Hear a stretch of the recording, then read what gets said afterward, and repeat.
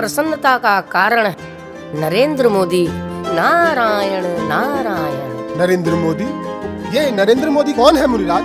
पृथ्वी पर भारतवर्ष नामक एक नगर है जो देवभूमि और तपोभूमि के नाम से प्रसिद्ध है।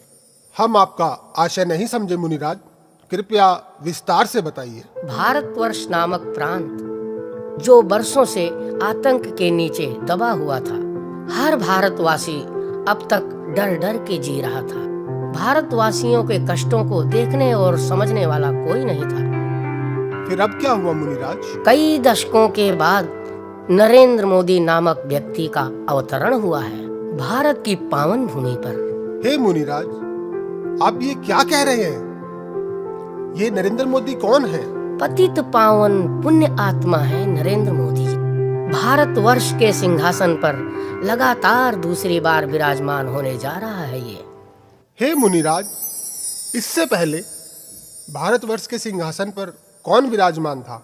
कुछ क्रूर किस्म के शासकों का शासन था भारत, जिन्होंने भारत की जनता के साथ बहुत सारे अन्याय किए। जनता त्राही त्राही कर रही थी, परंतु उनकी सुनने वाला कोई नहीं था। छोटी छोटी बच्चियों के साथ अभद्र व्यवहार करना, धर्म के नाम पर गांव के गांव जला देना, निष्कासित करा देना, अन्याय पे अन्याय, अन्याय पे अन्याय, यही था उन शासकों का शासन।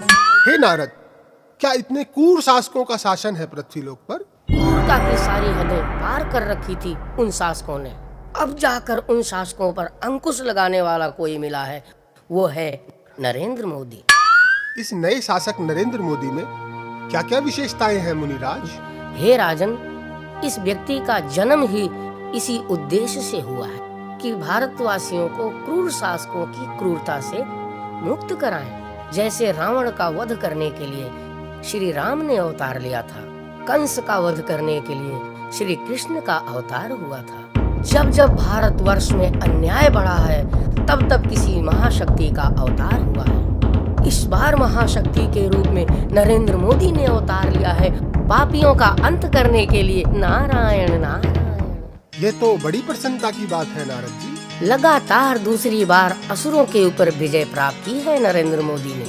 असुरों की शक्तियां धीरे धीरे समाप्त होने लगी हैं। भारत में कश्मीर नामक एक अति सुंदर स्थान है, जो कश्मीर के नाम से जाना जाता है।